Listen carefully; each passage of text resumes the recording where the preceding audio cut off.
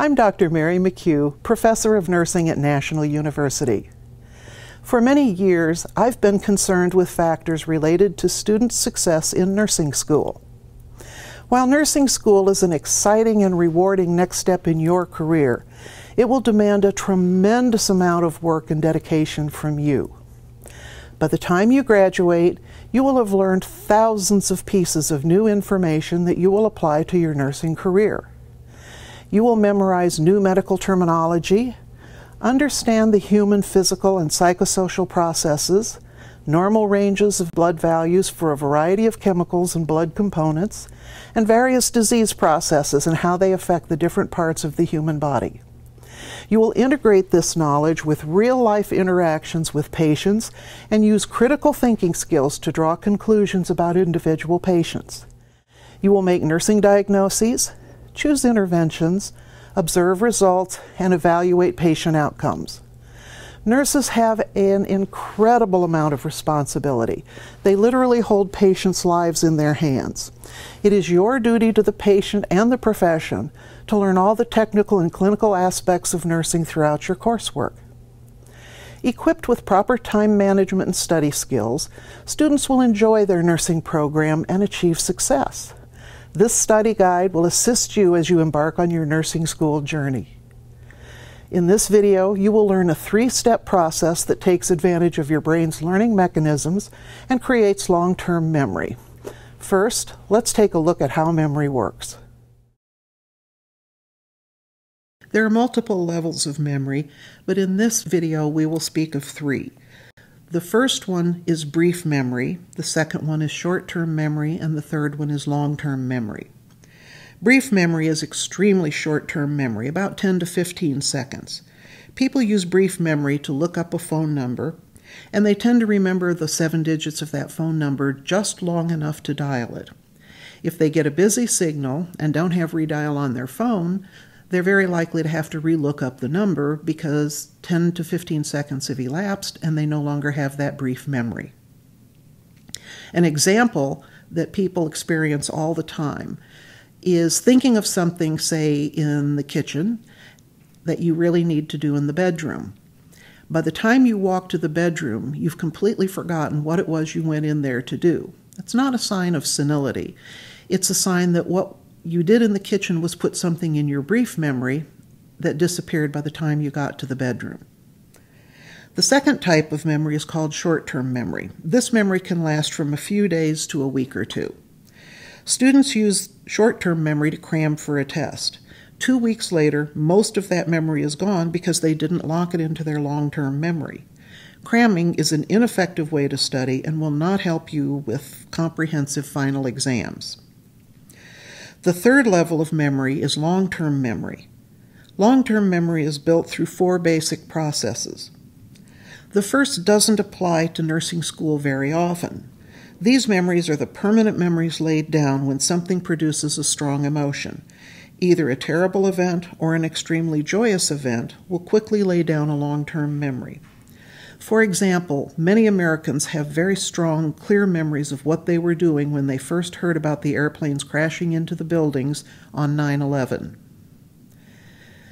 The second method of building long-term memory is experiential knowledge.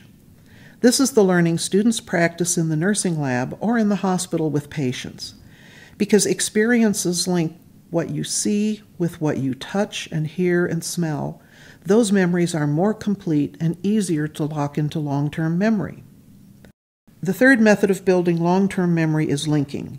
When the learner is able to link something new to a pre-existing long-term memory, the new material is learned permanently much faster. For example, the learner reads something in the text that reminds the reader of something he or she has seen or experienced earlier in life. Perhaps the reading finally explains what happened when a loved one got sick. That linking of new information to an old memory can create a long-term memory of the new information very quickly.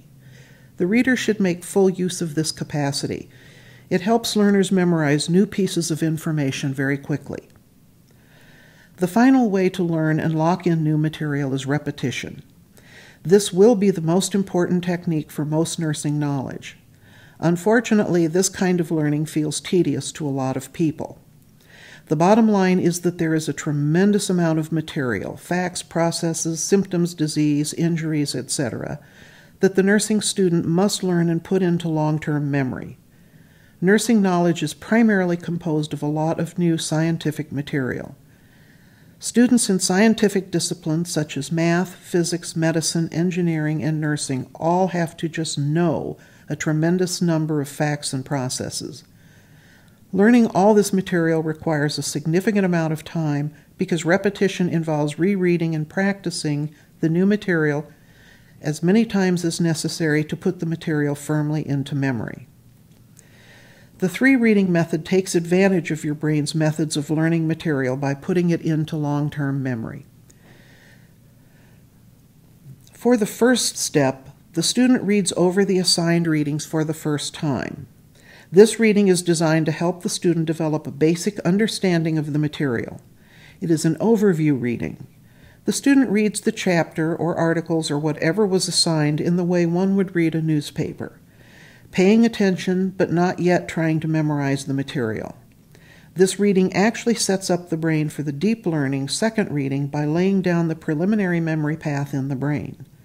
Much of this reading will pass right through brief memory, but even though that may seem lost because the student can't pull it directly out of memory, the next reading will make the material feel more familiar because the entire memory from the first reading is not actually lost. The second reading takes quite a long time and is the most intense, but it is the key to putting nursing knowledge into long-term memory so that it is there forever. The second reading is done paragraph by paragraph. You read a paragraph and then you cover the text with your hands and try to summarize the paragraph in your mind. At first, this will be extremely frustrating because you will only be able to remember the last sentence or two and summarize those. The reason you won't remember much of the first part of the paragraph is that it went through your brief memory and it was gone by the time you read the last sentence. So you must reread the paragraph, really working this time to put it all into your memory so that you can summarize the whole paragraph. What you are doing here is actually training your brain to read for full memory and not just for overview. It takes a bit of time to force your brain to read to learn, but it will happen.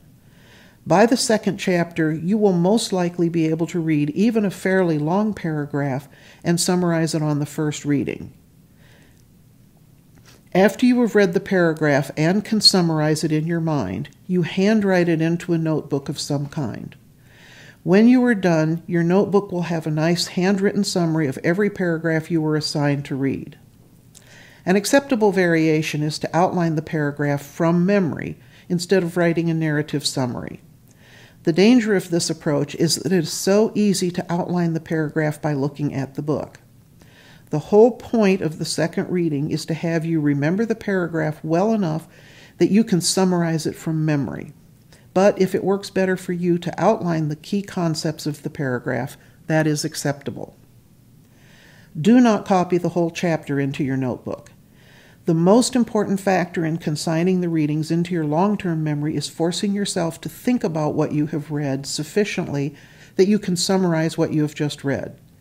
Copying the chapter will lead to the phenomenon called no memory reading. Everybody has had the experience of reading while being distracted and suddenly realizing they have read a whole page and have no idea what they have just read. Your eyes read, but your mind does not register what you have read. Nothing goes into long-term memory. This exercise will stop that phenomenon cold. You will find you cannot summarize any part of the paragraph if you perform no memory reading. And even better, this technique will help you understand what you have read. Summarization does aid in understanding the material as well as in memorizing it. The summarization forces you to actually think about what you have just read, and if you still don't understand the content, you can ask your instructor to provide some explanation. Do not type your summary. The reason you handwrite is that it adds kinesthetic learning to your regular cognitive reading. It won't work to type it because typing does not engage your higher learning centers. Essentially, typing goes through the optic nerve straight down the spinal cord and out to your fingers.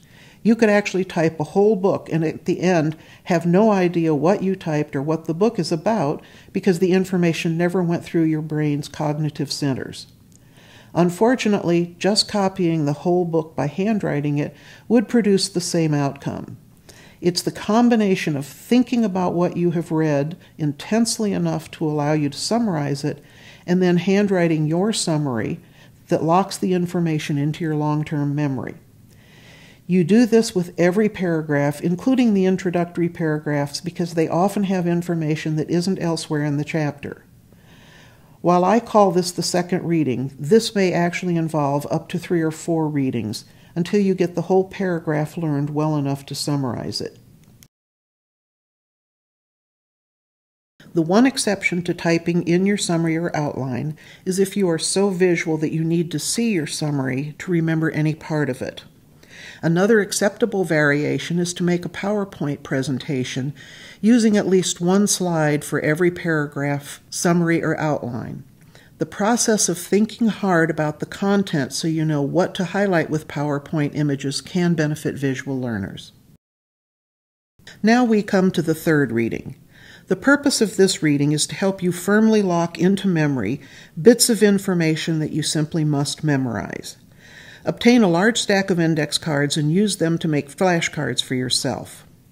For the third reading, you again read your text paragraph by paragraph. This time, however, you are not summarizing it. You are looking for words or processes or phrases that you need to memorize. When you find a word you need to memorize, you write the word on the front of the card and the definition on the back. When you find a process you need to know, you write the name of the process on the front and then describe the process on the back. Some paragraphs will have no index cards, some will have several. Then you study those index cards until you have thoroughly memorized the information. And here's a little secret. The brain does not learn in a bidirectional fashion. After you memorize using the front of the card or the word to force you to recite the meaning of the card, then you're going to turn your cards over and memorize them the other way around. If you don't do that, you'll be very likely to miss exam questions on the material. Let me give you an example. Potassium is a critical electrolyte involved in muscle cell contraction. So, you write potassium on one side of the card and its function on the back. When you memorize, you look at the front and see potassium, and then you turn it over so you can learn its function. Obviously, you will have to look at the front and check the back several times until you can see the word on the front and recite the information on the back without turning the card over. Once you have your stack of cards memorized from the front, turn them over and now memorize the definition or process with its name. This will actually go faster.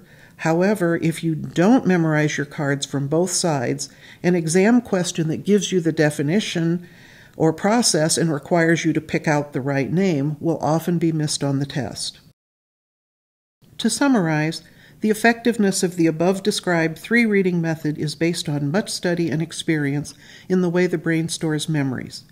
Learning nursing requires the brain to store millions of pieces of information and to be able to recall that information whenever it is needed. For the vast majority of students, success in nursing school is a function of spending many hours studying and learning new words, processes, and skills. While the 3-reading method is extremely time-consuming and intense, it is also highly effective. In my experience, students who faithfully carry out the activities involved in this study method, who follow them conscientiously and consistently, invariably get straight A's in all the courses in which the method is used.